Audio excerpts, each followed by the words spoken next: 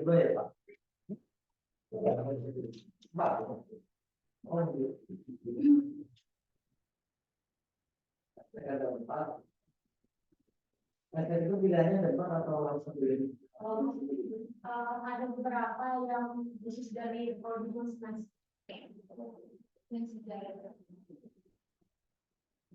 Mbak, siapa ini? Yang Panggilannya? Oh, Jenati. Juga ya.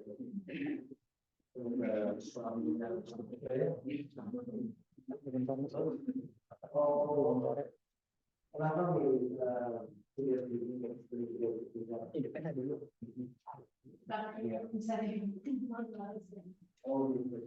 Pendidikan fisiknya bukannya lebih ke arah pendidik ya?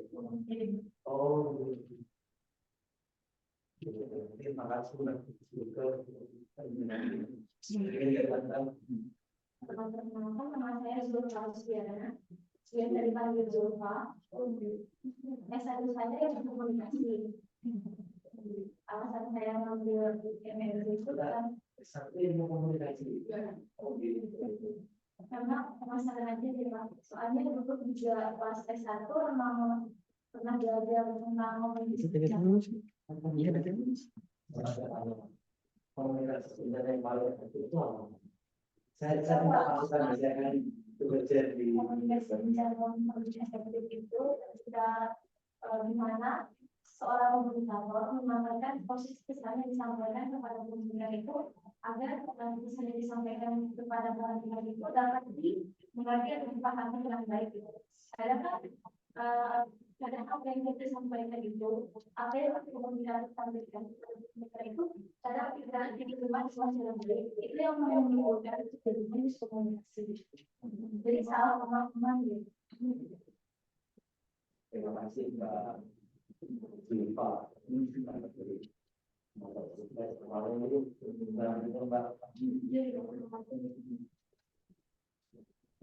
Iya, kayaknya oh iya. Oke, Mbak Julia,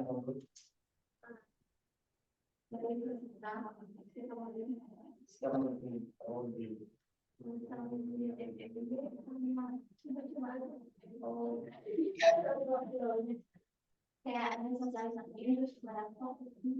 oh, semoga dari Zulfa menjadi coba lagi menanya tentang ini. Jangan lupa ya Pak.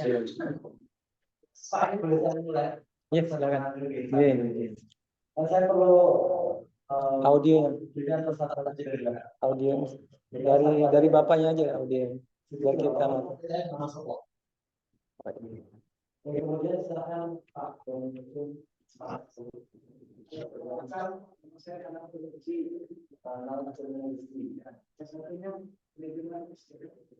manajemen saya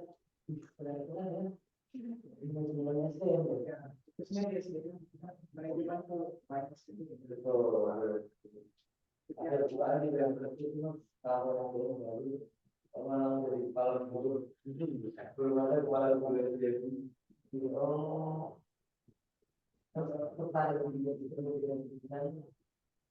yang kembali dari yang oh jadi tertarik itu karena SDM masih kurang minum sih di sana. Oh sampai sini masih apa lagi aliran menonton musik ini. Terima kasih kemudian saya sudah pahami nomor 4 panggilan oh saya dari kenapa di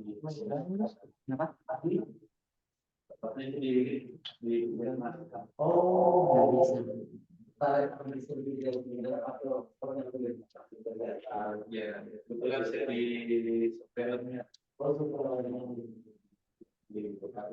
pengen belajar tentang oh kurang terima kasih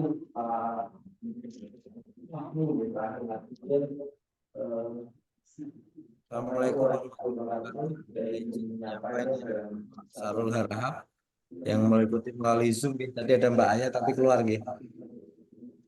Oke, Mas Sarul apa bisa mendengar suara saya? Iya, saya dengar. Oh iya. Astagfirullah. Ini. Oh, sorry aku nggak dong. Berarti nggak keluar. Karena nggak ada yang Iya. Jadi nggak perlu pakai ini. Kita relax aja udah sore ya. Ya, makanya. Oke, terima kasih. Pak Sarul ambil juga. Bukan, saya adminnya kebetulan. Oh, oke, terima kasih sampai baru Pak Sarul. Ini aja kan. Bukan kita semua hari ini hari ini saya jadi kepala rumah sakit Mataram dan kami di bagian kita ini kami minta dari yang karena orang itu ini terkait dengan psikologi dan tadi sudah membaca di sini beberapa pengenalan terkait tektonik dan seismologi dan tektonik sedikit banyak saling berhubungan. Kita lihat next slide. Nextnya dari situ ya. Oke. Kemudian kita lihat dari pendahuluan. Kita akan juga aja gitu. Jadi saya mau interaktif saja.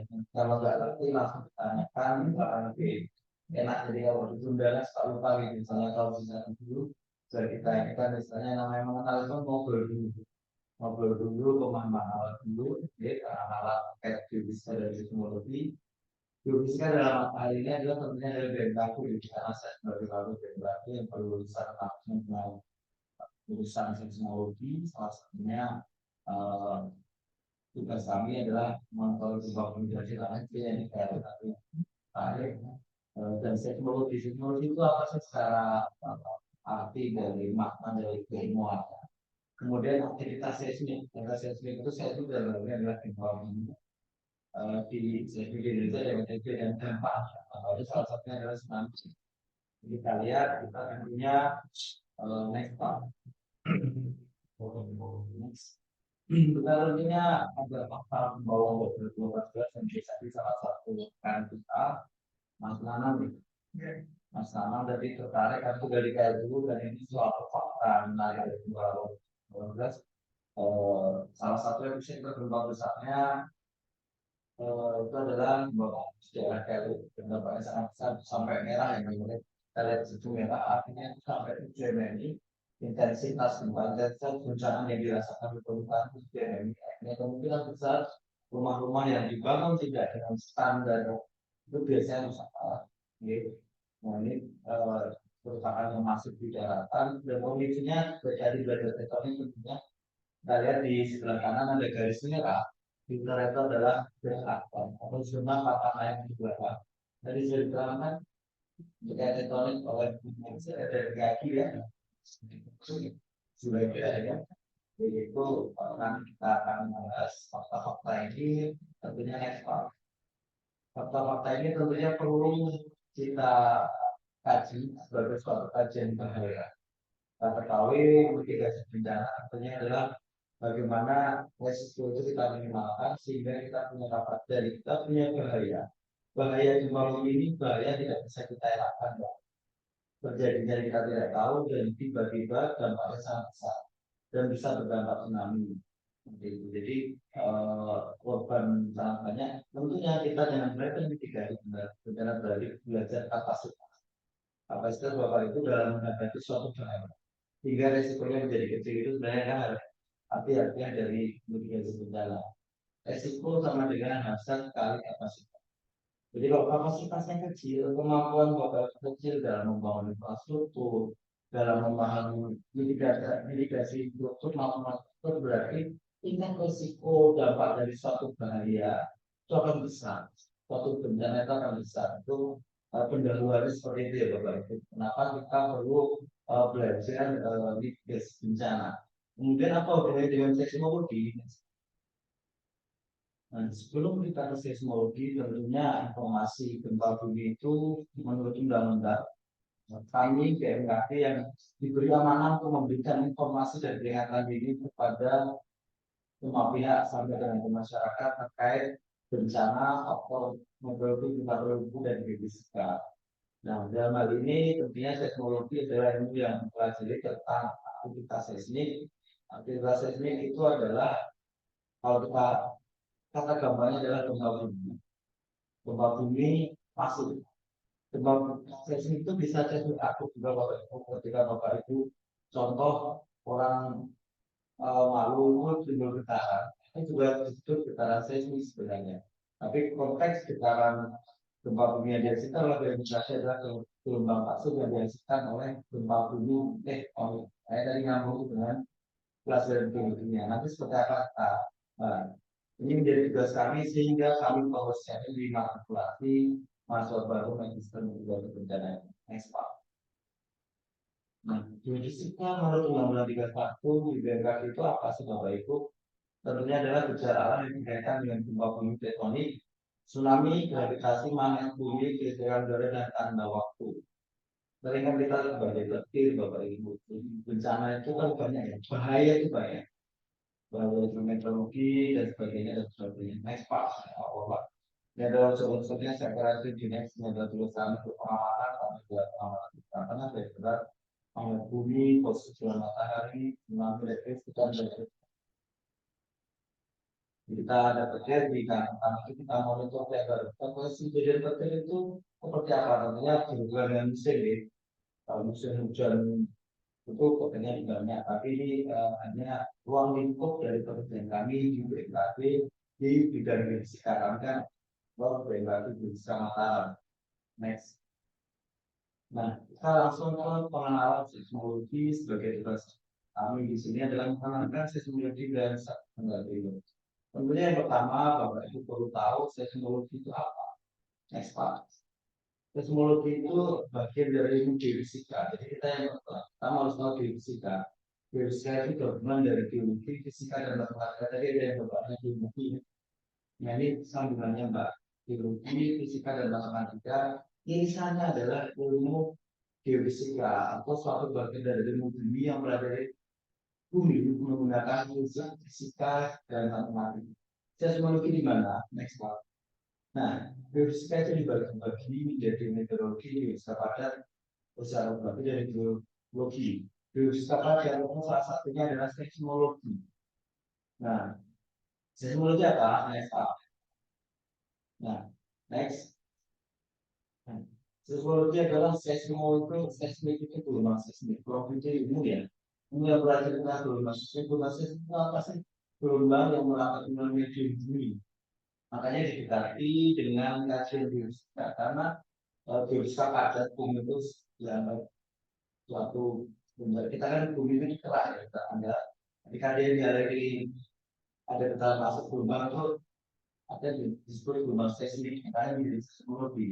Artinya seismologi dalam artinya adalah gempa bumi ya. Kita misalnya pada kemarin setelah kelepasan itu dari bumi. Kalau ini prosesnya ada semua gempa bumi itu ada penjarahan gelombang. Propagasi gelombang itu penjarahan gelombang. Jadi gelombang itu berjalan sangat cepat dan menimbulkan getaran di permukaan. Sampai di sini ada pertanyaan Bapak Ibu, kenapa gempa bumi tidak bisa diprediksi? Nah, ini menjadi pertanyaan yang mungkin di benak Bapak Ibu, buat apa ada BMKG di Pak Bu? Tapi kita belum bisa memprediksi gempa bumi. Gempa bumi tektonik karena hidrogenisme di dalam permukaan bumi. Gempa bumi tektonik adalah proses patahnya batuan. Proses patahnya batuan sampai batas titik elastisitasnya yang pendidikan kita pasti tahu ya elastisitas. Nah, elastisitas batuan ini yang belum bisa kita perkirakan kapan waktu dan kepada dia Pak. Itu dan kejadian sangat tiba-tiba Bapak Ibu perlu mengetahui kecepatan gelombang seismik itu adalah 7 km per detik. Jadi Bapak Ibu bisa bayangkan kalau 70 km sumber gempa dari tempat kita itu gelombang akan nyampe di permukaan dengan gelombang pertama itu adalah berapa detik ya Pak Ibu. Kalau jaraknya 70, kira-kira kita akan merasakan dari sumbernya, jarak sumber kita 70 km itu kecepatan gelombang primer itu gelombang P, gelombang pertama gempa bumi itu adalah 7 km per detik. Artinya berarti waktu tempuh sampai ke lokasi kita berapa? 10 detik betul saya Pak. Bayangkan di Maluku Mas. Jaraknya berapa dari tempat itu 10 detik itu kan sangat cepat. Makanya itulah perlunya kita belajar karakteristik bahayaan yang mengenali bahaya. Salah satu metode penilaian bahaya itulah teknologi. Jadi itulah yang penjelasan sangat cepat tapi dampaknya cepat sekali. Nah, kalau tsunami itu adalah dampak dari gempa bumi, jadi kita bisa prediksi setelah ada gempa bumi, kita lakukan pemodelan matematis, nanti kira-kira tsunami akan datang berapa menit lagi. Nah, itu yang membedakan antara gempa bumi dan tsunami. Tsunami itu diakibatkan oleh kejadian lain. Salah satunya gempa bumi tektonik, salah satunya gunung api, salah satunya meteor jatuh, salah satunya longsoran bawah laut. Nah, itu bawah longsor itu air jadi tsunami juga Pak. Jadi BMKG dalam ini tsunami yang kita berikan informasi peringatan dini yang seperti ke bawah itu adalah tsunami yang diakibatkan gempa. Pertanyaan saya Bapak Ibu, gempa lombok itu terjadi tsunami nggak Pak? Terjadi tapi sangat sedikit, 13 cm. Nah itu Bapak Ibu mungkin ketika kita bermitigasi bencana kita perlu membuat peta, jadi peta nih Pak. Peta bahaya itu seperti apa, peta keutamaan itu seperti apa, peta seperti apa itu.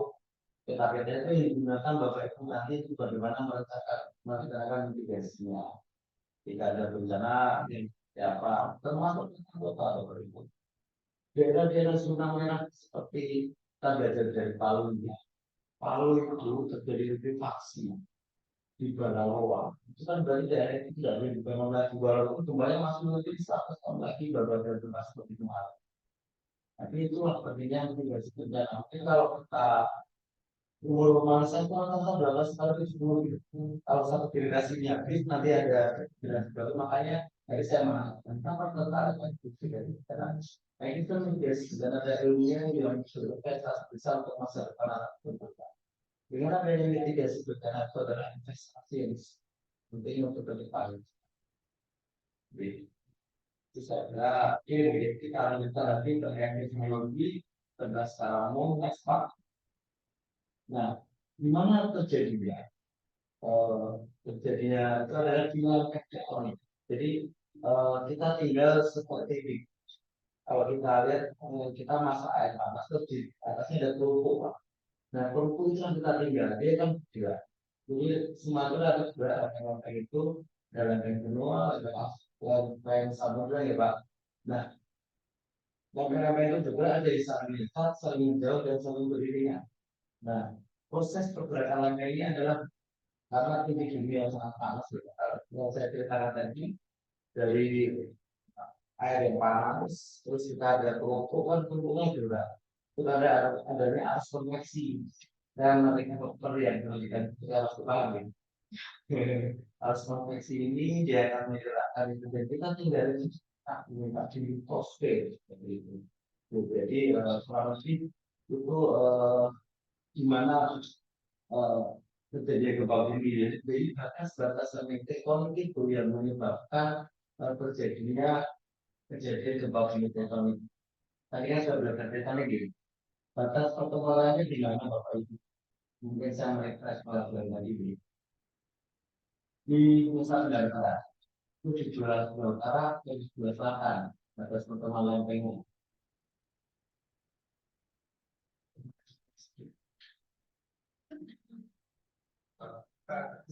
Nah, jadi kita tidak di lempeng benua Eurasia kan nama kita benua Asia karena kita sudah di lempeng Eurasia. Kemudian di selatan kita yang itu juga kita itu lempeng Samudra Indo Australia. Jadi relatif bergerak pertemuan lempeng itu bukan zona terjadi gempa itu terjadi di selatan kurang lebih 300-an kilometer. 300 sekian ya. Nah, akibat ada itu bukan lempeng itu kan dia berbeda ya Pak. Ada makanya di kita dari Jani di Bali ada kebetulan fire. Nah itulah terjadi gunung-gunung api karena ada magma yang keluar gitu. Tapi konteksnya kita nggak belajar geologi ya, kita belajar seismik tektoniknya. Jadi tektonik itu kan zona-zona lempeng itu yang terjadi. Nah, akibat subduksi atau zona perkembangan lempeng itu di selatan Pak Abu, itu terjadilah zona panganan kejut belakang pulau yang terjadi di utara dari Pulau Lombok. Makanya Pulau Lombok itu kan eh, secara mekanisme tektoniknya seperti itu Pak. Jadi kurang lebih 100 km dari utara Pulau Lombok. Itulah yang menyebabkan nanti akan kita lihat gambarnya di mana saja letak-letak kemarin lempeng. Tapi ini benar-benar lalu seperti itulah zona-zona terjadinya gempa bumi tektonik. Next Pak. Nah, ini saya kira sudah saya terangkan tadi profesional health. Nah, ini adalah alat yang digunakan di kantor untuk kita mengetahui kita kita menggunakan alat yang namanya seismograf. BMKG di Nusa Tenggara Barat, Pak, kami sudah membangun sekitar 21 sensor. Jadi kami jarak antar titiknya kurang lebih 40 km untuk monitoring aktivitas gempa bumi tektonik yang ada di wilayah Nusa Tenggara Barat dan sekitarnya. Coba tebak Bapak Ibu, seminggu itu BMKG Mataram mencatat berapa kali gempa? Nah, dalam seminggu ada yang bisa tahu? Lagi tidak kita saya tanya, ada yang punya ide? Saya promosi boleh ya Pak? Iya, boleh. Ada yang punya ide? Nah, nanti kalau ingin tahu gempa dari segi gempa bagaimana, tolong dilihat ini gempa NTB. Itu kita rekap setiap hari Jumat Pak. Jadi kita tahu seminggu ini jadi gempa NTB berapa magnitudenya dalam berapa. Jadi Bapak itu mendapatkan informasi yang konkret. Jadi tidak panik Bu. Biasanya kan ada umum itu ada gempa dari kalau gitu ya Pak. Ada pengalaman waktu gempa seperti itu. Jadi di situ kita bisa memastikan bahwa oh ya benar ada atau enggak di situ. Nah, alat untuk merekam gempa kita untuk seismograf nanti insya Allah kita proses ini seperti ini tuh Pak Rizky. Nanti kalau main ke kantor kami itu akan jalan terus setiap menit, setiap detik. Jadi kami itu dari alat kita menggunakan suatu sistem yang secara otomatis, secara real time dia akan mengirimkan data di kantor kami. Walaupun alatnya sampai ujung 5 sampai 25 terus itu, tapi semua datanya masuk ke kantor kami. Nanti besok Selasa insya Allah kalau pengen main pengen lihat langsung dari kantor kami seperti apa sih gempa itu, kenapa bisa seminggu ada 100-200 gempa gimana, untuk katanya nanti bisa kita tunjukkan deh. Nah kurang lebih alatnya seperti ini. Mungkin kalau di KLU ada di ini Mas dibayar di Lombok Barat kami ada di Potong Pak. Lombok Timur kami ada di Barat Sabla. Nah, ini dari Lombok Tengah. Bima. Dari Bima kami ada di Jumbo, Lambu, Wera, sama di Jombo juga ada di Mekah. Jadi memang sudah terang semua Bapak Ibu teman-teman semua di Sumbawa juga. Nah, jadi insya Allah coverage dari alat ini kita sudah mengelilingi seluruh wilayah Nusa Tenggara Barat. Ada pertanyaan Bapak Ibu? Next. Ada gelombang seismik yang saya bilang tadi, kecepatan gelombang P, gelombang bodi, gelombang pertama, gelombang transport. Jadi gelombang seismik itu ada kembali berangkat melalui batuan mediumnya bumi. Nah, ada gelombang bodi, ada gelombang permukaan. Yang pertama kali dicatat BMKG adalah gelombang bodi, gelombang P, dan gelombang S yang kita gunakan untuk dapat parameter gelombang bumi. Jadi BMKG bisa tahu, oh, lokasi di sini, dalam sekian, terus muatan sekian itu dari parameter gelombang P dan gelombang S. Kemudian kalau gelombang permukaan itu kita bisa lihat nanti kira dampaknya ya. Tapi ya ini nanti gelombang seismik itu kita gunakan untuk parameterisasi lokalisasi dari si gempanya. Ada pertanyaan Bapak Ibu? Kira clear ya? Belum. Yang kan yang di aksi itu. Oke. tidak boleh dibuat lagi bangunan situ. Nah, istilahnya kalau gempa itu kan ada fase pemulihan. Mana boleh dibuat. Jadi Pak, jadi gempa itu sifatnya itu berulang. Jadi satu kejadian gempa itu berulang, tapi setiap batas waktu itu beda. Dia berulang 50 tahun, 100 tahun.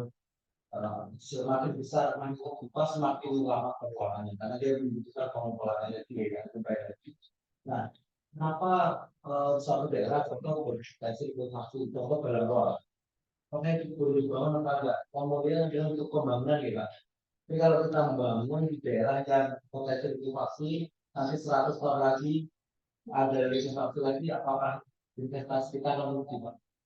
Seperti itu. Jadi eh, pentingnya pemetaan yang tidak benar adalah pembangunan yang berbasis investasi. Jadi kita investasi 100 tahun atau 100 berapa pun yang berkembang yang tahu. Nah, nanti kita akan merugi stok itu lagi gitu loh. Jadi pertanyaan memang di pengambilan keputusan nih dari pemdanya apakah kemudian tetap membangun di situ atau memindahkan di situ atau membangun daerah yang berbeda ataupun kalau itu dibangun dengan struktur tertentu itu juga bisa, tapi membutuhkan banyak pihak. Contoh Jepang kan detailnya, itu boleh, artinya harus ada sesuatu perhatian besar atau perhatian khusus untuk daerah yang potensi sebenarnya besar. Nah, berarti seperti itu. Artinya tidak harus, oh ini tidak boleh, tapi perlu ada kajian-kajian tertentu untuk memastikan bahwa kita, oh ini daerah ini layak tempat tinggal, daerah ini layak untuk apa seperti itu. Contoh KLU, itu Mbak KLU terus kamu nggak mau tinggal KLU kan nggak gitu juga ya Pak. Nah, tapi pas dia bicara sebagai daya yang semangat pas itu. Contoh, oh berarti kalau bangun harus berpakai fondasi dengan yang sebenarnya belum dibuat Pak. Begitu. Insya Allah nanti kalau belajar lebih lanjut akan sampai ke sana ini. Ada pertanyaan lagi sebelum saya melanjutkan? Silakan. Itu nanti saya tanya alat mitigasi itu maka sebelum buat alat itu karena BMKG sudah Maksud efek alat ini. Jadi maksud ini ya Pak, alat sebelumnya, seismograf. sebelum membuat itu pertanyaan dulu terhadap keluarga sekitar. Oh, Ya nanti kalau ada istrinya misalnya alatnya keluarga suami. itu pertanyaan yang bagus Pak. Jadi seismograf ini tidak ada bunyi. Berbeda dengan sirine yang di kampung. Nah, kalau sirine adalah tugasnya adalah ketika dia bunyi, Bapak Ibu harus melakukan evakuasi. Contoh ketika ada gempa lombok, tiba-tiba dia efek bunyi, lalu Bapak Ibu evakuasi. Jangan contoh itu adalah perintah evakuasi itu beda ya Pak. Kalau ini adalah alat untuk mencatat aktivitas seismik, jadi dia nggak akan bunyi. Dia bunyi dengan terpaut. Jadi ketika ada gempa masuk, kami bikin alat dengan kami. Berarti ini ada gempa harus ini. Itu yang membedakan ya. Jadi alat itu banyak. Kalau sebenarnya memang kami sosialisasikan, jadi memang biasanya setiap data BKI, sifatnya melakukan simulasi dengan warga. Dan itu memang harus dilatih untuk bagaimana menyiapkan kalau ada bunyi apa yang harus kita lakukan. Betul, nilai kayaknya Pak. Pembangunan ini juga itu di global, di lima, kecil ya. Jadi memang alat itu banyak. Kalau ini saya sebenarnya itu hanya untuk mendeteksi gelombang seismik atau gelombang gempa. Kecil ya, jadi alat ini tidak melihat sesuatu, tapi memang kami pasti akan sosialisasi kita bahwa ini alat mendeteksi gempa. Ini Pak, boleh dilanjut. Nah ini contohnya saya kira ini clear. Next. Jelas nggak Pak? Nah ini adalah grafik gambaran itu dari penjara ke rumah ini. Ketika ada terjadi gempa,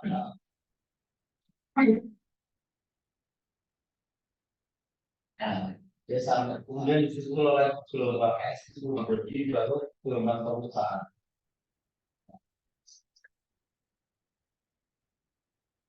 Oke. Ini kita lihat dari gambarnya yang S, baru Bapak Ibu makanya kadang ketika ada faktor itu seolah mengalami sebenarnya dari berbagai itu faktornya bisa jadi itu mas. Jadi dalam waktu gelombang P itu datangnya adalah 7 km per kurang lebih. Setelah itu gelombang S itu akan juga lebih lama dari gelombang P-nya. Dia akan datang pada itu disuruh keluar. Tapi itu polanya detik ya. Makanya seolah habis diulang gelombang P itu kalau Bapak Ibu boleh pulang Pak itu kan gini horizontal. Kita lihat. Iya. Nanti kita lihat rumahnya Bapak. Dari gini sama gini. Dia kadang gini ada gini. Nggak bisa ini ya Pak ya.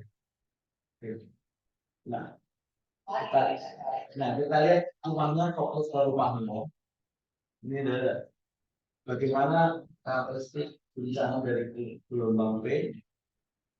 Bapak Ibu lihat nanti gelombang P sampai ke rumah itu. Nah, saya katakan dari ini. Ketika gelombang S, nah, dia bergerak. Gelombang permukaan, dia dampaknya lebih besar. Nah, dia bisa menggerakkan semua mereka segala. Jadi itulah gambaran kalau kita masukkan gempa. Jadi kalau tulisan gempa tekan ya, ini gelombang satu, ini gelombang P, gelombang S, gitu. Nah, itu penjelasan gelombang gempa dalam satu jadi gempa ini. Next. Itu tadi yang akibatkan nanti dampak tapi tidak semua gempa bumi selalu menimbulkan gelombang permukaan. Jadi gelombang permukaan biasanya terjadi ketika terjadinya magnitudenya besar atau pada mana? Biasanya gempa dengan skala 5 ke atas sudah menimbulkan gelombang permukaan. Kalau gelombang apa mancing gempa yang berarti bedanya gelombang bisa. Seperti itu. Nah ini gambaran umumnya tadi sama nih. Nah ini parameternya gempa bumi saya kira tadi sudah saya jelaskan dari gelombang P, gelombang S, next Pak. Nanti kita bisa dapat parameter seperti ini. Waktu kejadian gempa buminya, lokasinya, kedalaman, kekuatan dan sebagainya. Dan kita bisa tahu oh di daerah ini gimana potensi tsunami apa enggak. Kita bisa hitung dari penjelasan gelombang seismik tadi. Oke, saya kira Gelombang P. primer, gelombang saya belum jadi gelombang awal berbalik gelombang bodi. Jadi gelombang itu hanya gelombang bodi, gelombang permukaan ya. Surface wave sama body wave. Maaf, pakai bahasa Inggris. Ya, gelombang permukaan. Gelombang permukaan terjadi ada gelombang low sama gelombang mini. Jadi dibagi kalau gelombang body, gelombang badan itu punya dan relate. Kalau permukaan itu jadi gelombang low sama gelombang relate. Relate ya.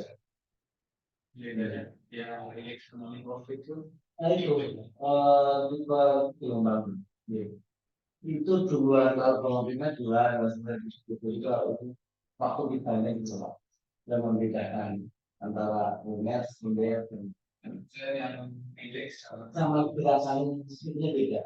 Iya. Kalau kayak tadi kan gelombang lumer dia berputar. Kalau saya lupa memperlihatkan contohnya ada itu sebenarnya. Dia kayaknya seperti ini. Iya, jadi lebih membesarnya seperti itu. Mohon maaf nanti next jadi bahasa saya bisa tunjukkan visualisasinya ya tadi ya. Pergerakannya seperti apa ya. Next. Nah, bagaimana aktivitas seismik di Indonesia dan wilayah kecil cukup cukup paham ya Pak. Nah ini kalau Bapak Ibu yang saya pertanyakan tadi ini adalah tsunami keras. Kita tinggal di semua. Kita bisa lihat kita dari Sumatera sampai ke Papua gitu. Ini adalah benua Eurasia sendiri. Di sini adalah benua Eurasia gitu. Di sini ada lempeng Pasifik, di sini ada lempeng Eurasia. Dia bergerak nih arah kita sehingga terjadi zona pertemuan lempeng. Inilah zona-zona seismiknya ya. Zona-zona yang aktif secara seismik. Di sini juga sehingga timbullah ini zona-zona merah ini zona-zona seismik. yang sangat tinggi, dan ini ada kami tim ahli dari Pusat Studi Gempa Nasional sudah merumuskan segmen-segmen gempa, segmen-segmen sumber gempa yang ada di Indonesia. Ada 13 segmentasi gunung Megatrust. Kalau kita ini ada 13 dari sumber gempa subduksi. Ini yang subduksi ya Pak. Ini yang dimaksud subduksi, yaitu Kemal sudah Kemal Ngepeng ini. Ini ada subduksinya di sini. Nah, ini ada segmen-segmen di sini. Ini ada 13 segmentasi. Ini ada 2 segmen. Segmen Isdapa atau di secara Jawa Timur sampai Bali, sama segmen Sumba. Ada yang tidak dijual. Kelihatan berapa Mbak? Oh, berarti pernah dengar Palu ini Mbak? Jadi mungkin naik kakek-kakeknya gitu kan. Di tahun 1977 itu pernah tsunami yang tak terkenal itu salah satu tsunami dari segmen Megatrust Sumba. Kalau segmen Jawa Timur tahun 94, kalau Bapak Ibu pernah dengar tsunami Banyuwangi, kan kenapa pada benar itu ya Pak? Jadi saya merasa tua sekali. Tapi ini adalah segmen-segmen yang ada di Indonesia. Karena kita bisa lihat bersumber ada segalanya saya sudah di next Pak. Nah, gempaan di Indonesia ini sangat aktif Bapak Ibu.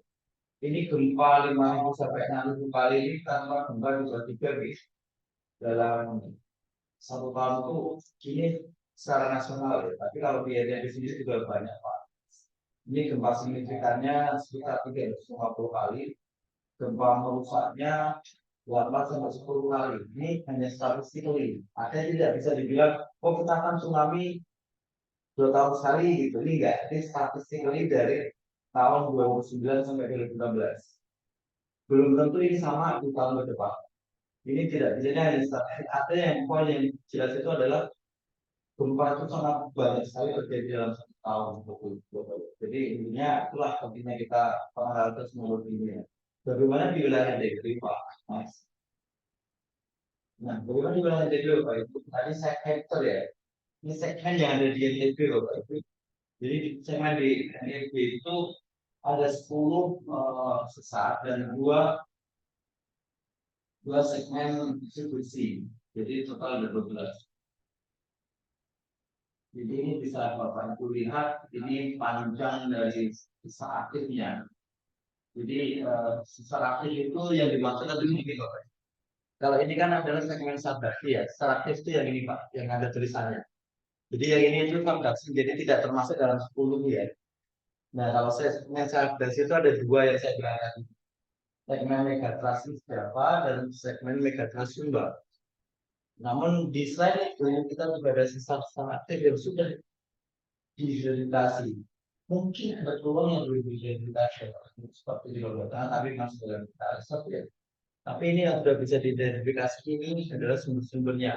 Ini adalah panjang sesarnya. Dan ini jenis sesarnya. Spesifik ini nanti kalau belajar seismologi akan, tapi apalagi yang bapaknya dulu itu pasti udah paham banget nih. Spesifik, tapi udah jadi resep obat ya, bukan masih ya. Ya, jadi ini mau nggak mau suka nggak suka sumber gempa bumi wilayah itu ada 10 sesar aktif dan 2 segmen subduksi yang besar yang besar. Artinya bagaimana Lombok dikelilingi sumber gempa, Sumbawa dikelilingi sumber gempa, Bima dikelilingi sumber gempa. Itulah kenapa kita sangat penting untuk mengenal teknologi di wilayah NTB. Next Pak. Nah ini adalah saya capture sampai 2018 Bapak Ibu. Saya potong ini petanya, saya sedikit menerangkan ini adalah aktivitas gempa semakin sebelumnya ini adalah aktivitas gempa, artinya semakin bulatannya besar, dia semakin besar kekuatan gempanya. Semakin merah dia semakin dangkal. Merah itu dangkal, kuning itu menengah, hijau itu dalam. Artinya begini Bapak Ibu. Kejadian gempa di sini yang otomatis itu adalah kejadian gempa dangkal. Kemudian yang kuning ini gempa menengah, yang itu gempa dalam. Namun di segmen-segmen yang tadi yang ada sesar itu pasti dia akan dangkal. Sesar itu rata-rata dangkal. Jadi ini ada pertemuan. Oh ini pada berapa ini, tapi ini tidak bisa lihat. Di sekitar seperti itu kita data. Artinya apa Bapak Ibu? Kalau ini terjadi gempa besar di atas 8 seperti Aceh itu berarti ini berpotensi tsunami karena terjadi di laut. Jadi ini terkait potensi dampak bawaan dari gempa. Nah, kalau kita potong di daerah ini yang C itu kita bisa lihat di sini Bapak Ibu. Artinya yang C daerah C sampai C minus, C aksen gitu. Semakin ke sini dia akan datang, tapi semakin ke dalam dia akan semakin dalam. Semakin ke sana dia subduksi itu akan semakin dalam. Ini menunjukkan bahwa subduksi yang menunjang apa yang dijelaskan tadi sehingga gempanya pun dia semakin ke utara. Ini kan selatan utara ya. Dia akan semakin dalam ini dan ini berlaku untuk semuanya. Hal seperti itu. Ini secara umum aktivitas gempa seperti itu. Jadi kalau dari subduksi semakin ke utara semakin dalam. Namun kita ingat tidak ada sifat serakit sehingga makanya di gempa Lombok itu di sini tahu semua. Ini akibat sesar aktif yang ada di utara. Jadi berbeda dengan zona pertama yang tadi. Yang tadi petanya ada 10 tadi. Nah ini yang menyebabkan di daerah-daerah sini ada zona-zona gempa dangkal dan berpotensi merusak. Ada pertanyaan? Kalau next, jadi tinggal yang tadi besar sedang ya masih belum. Oh belum paham. Jadi begini Bapak Ibu, kalau kita belajar ini kan Indo-Australia Plate atau lempeng Indo-Australia, dia bergerak. Nah bertemu dengan lempeng Indo-Australia di sini pertemuannya. Ini disebut megatrust ya, bahasa basi. Nah sudah ada subduksi, ini tuh menunjuknya semakin lama semakin dalam. Jadi pertemuannya semakin lama semakin dalam. Kalau gempa dalam di sini berarti dia diakibatkan oleh ini megatrust maksudnya. Jadi contoh ini kan masih ada zona hijau berarti zona megatrust.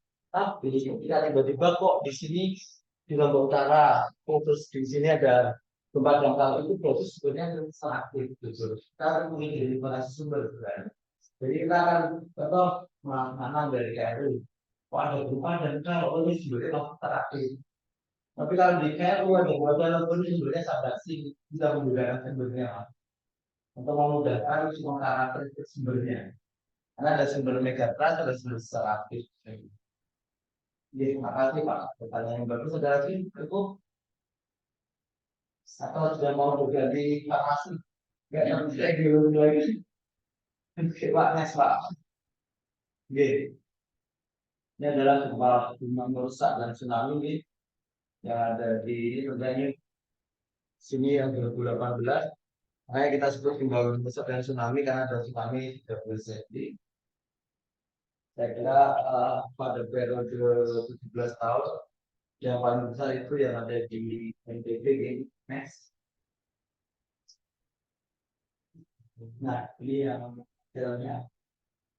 Nanti Bapak Ibu boleh mengcopy kok kalau ingin tahu misalnya. Next Pak. Nah, jadi sejam manfaat ya Pak. Jadi Bapak Ibu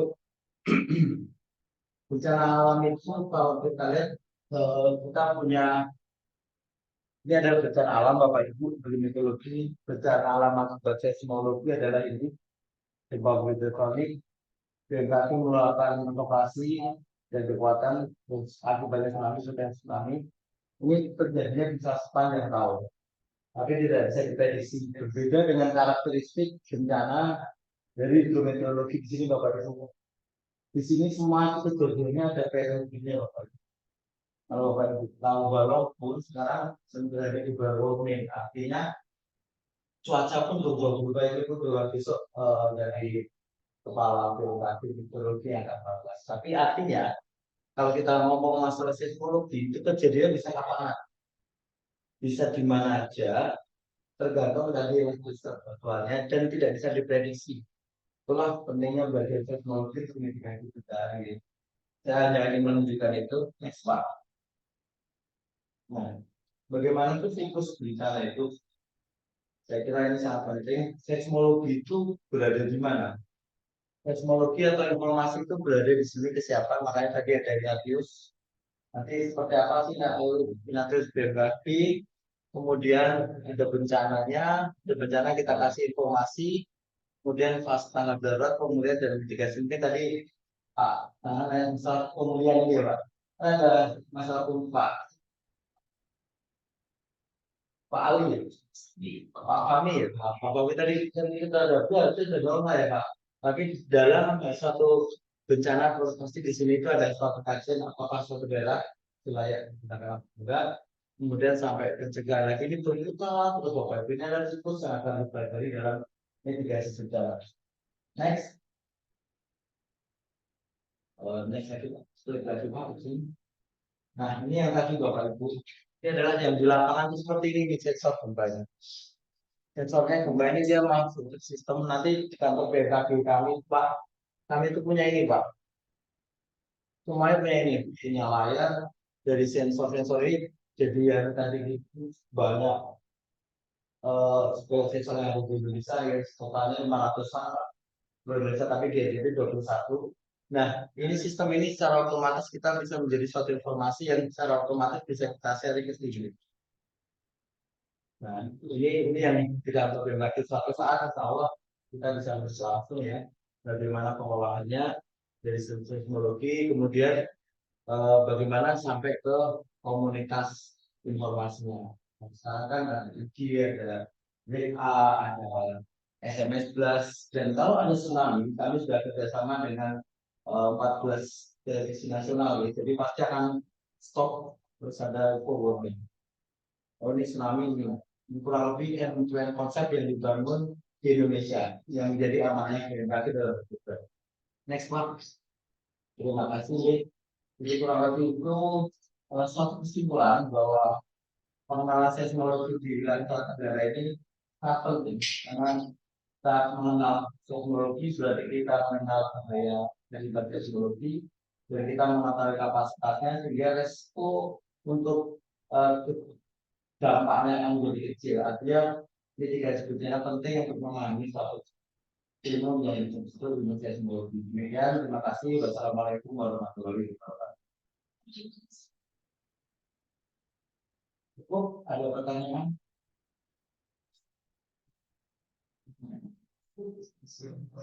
Atau mau sharing silakan. Sebenarnya tadi saya sangat tertarik Pak.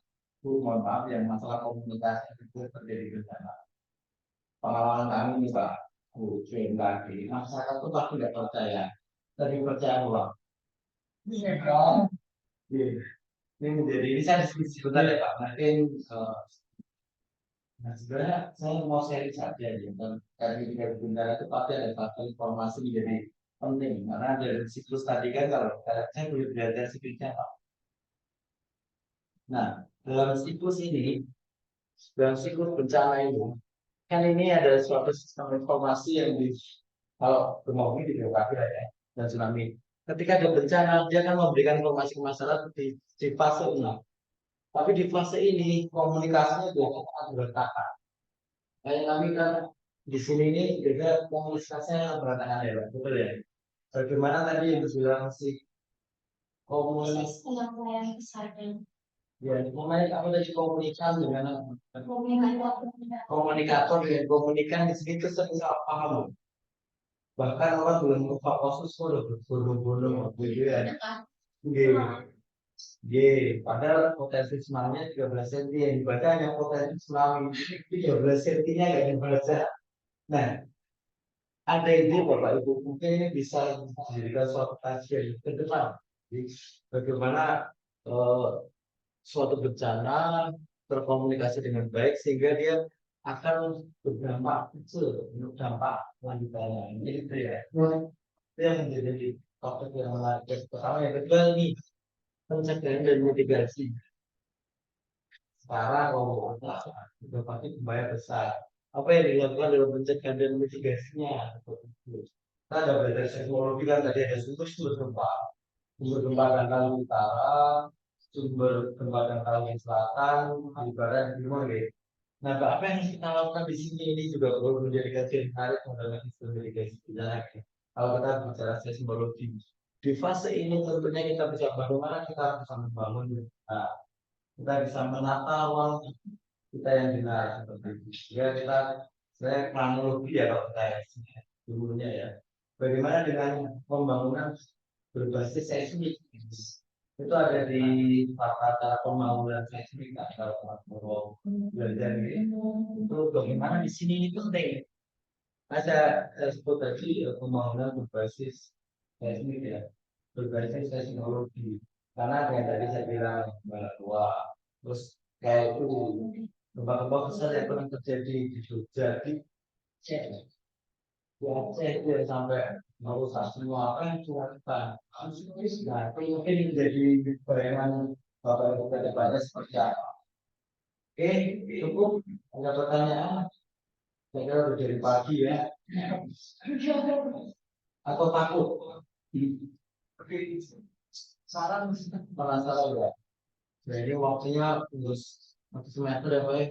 Kalau pengenalan ya tugasnya adalah membuat penasaran Bapak itu supaya mau belajar di kayak gitu. Nah, oke, ada pertanyaan Bapak Ibu. Saya kira gambaran singkat, mohon maaf ya kalau bersesuaian. Insya Allah kalau memang memerlukan tambahan pengalaman kami juga siap. Untuk kalau memang mau kunjungan kantor kami silakan. Kami pasti akan terbuka untuk memberikan informasi ya. Jadi di BKK kita kalau itu ada informasi publik, ada informasi khusus. Jadi kami wajib memberikan informasi ke publik. Publik harus tahu nih. Oh sampai lupa ya. Tapi di publik itu harus tahu nih informasi yang itu hak penuh dari Bapak Ibu kami penyelenggara penyelenggara negara yang sebesar-besarnya adalah untuk melayani Bapak Ibu. Jadi itulah pentingnya. Mungkin di negara berbeda ya Pak. Kami penyelenggara kesehatan untuk kesehatan masyarakat supaya punya informasi besar ke masyarakat. Di masyarakat aman, lingkungan itu aman. PR-nya Pak Sepuluh. Gimana cara membangun kita bersama? Jadi 2018 itu orang yang meninggal juga, orang yang rusak kerugiannya miliar, mungkin triliun kalau jelas saya. Itu PR-nya Bapak Ibu. Kalau Bapak Ibu nanti menjadi insya Allah ya, salah satu pengambil kebijakan membangun kayak pulang mas. Itu bagaimana nggak akan terjadi lagi victim yang sebanyak itu, korban yang sebanyak itu. Itu PR kita di gubernur. Gimana Bapak Ibu setuju? Saya kira cukup ya, dapat saya. Ada pertanyaan? Yang masih ada waktu dari cukup. Kalau cukup saya tutup lewat, boleh? Oke, saya tutup ya. Kata kurang lebih mohon maaf, sampai sedikit dari kami bermanfaat. Semoga ini menjadi silaturahmi yang menerus di Baku dan begitu mitigasi bencana dengan BMKG. Semoga yang di sini bisa berguna untuk masa depan, khususnya di NTB terkait bencana. Terima kasih perhatiannya. Saya tutup. Wassalamualaikum warahmatullahi wabarakatuh.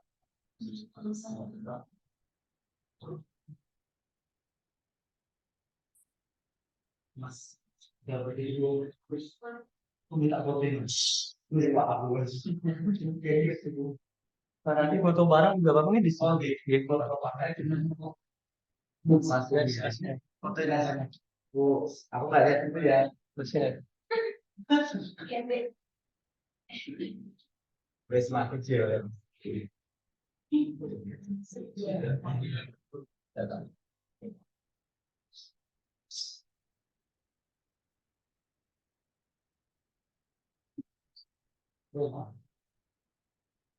Kita bersama